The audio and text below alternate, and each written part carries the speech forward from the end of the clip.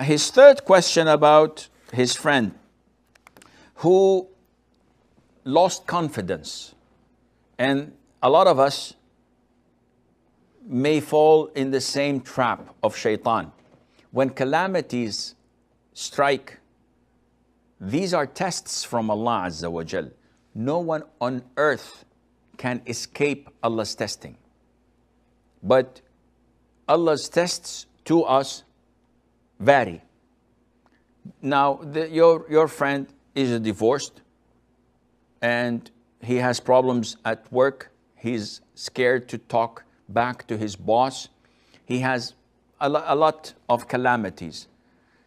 If you ask him, all these calamities that you're having combined, would it be equal to having colon cancer or leukemia? Or would you be fine with these calamities and trials from Allah Azza wa Jal? He would tell you definitely no. What I'm going through is far better than being a patient of cancer stage 4 or whatever.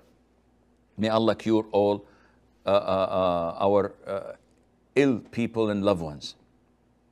If you ask him, are these calamities okay, or would you rather be in Africa suffering from drought and famine, or maybe be in Syria being bombarded by the Russian army or by the tyrant forces, being killed, being displaced, having to migrate, suffering from hunger.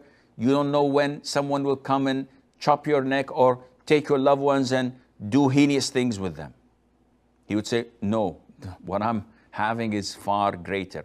So you should look at other people's suffering in order to appreciate what Allah Azza wa Jal is testing you with, first of all. Second of all, what he is suffering from is due to lack of tawakkul, which means trust, dependence, and reliance on Allah Azza wa Jal. When we don't have this trust in Allah, when we do not depend on Allah, everything scares us. And this is why the Salaf used to say, whoever fears Allah, Allah will make everything else afraid of him. And whoever fears other than Allah, Allah would make everything intimidate him and make him afraid. So when you trust Allah, when you depend on Allah Azza wa Jal, when you know that Allah is your protector, your provider, you don't fear anyone else. You would have guts. I understand that people differ and we may be a bit reluctant, a bit hesitant to speak to others. No one can, out of the blue, enter a masjid and give a khutbah of Jum'ah. Maybe 1 in 1,000. And the rest would be intimidated. Some people would go and try to give khutbah Jum'ah and faint, as they have reported. People coming and saying, Alhamdulillah, wa salatu wa salam, Rasulullah, and they faint. It's too much for them. And there are people who have no problem in giving a khutbah to Jum'ah, and they have no shame in coming on Got Talent or The Voice or whatever and singing their heads off. They don't even observe Allah Azza wa Jal. They could care less. They don't think that they're doing something haram because they don't even know what haram is.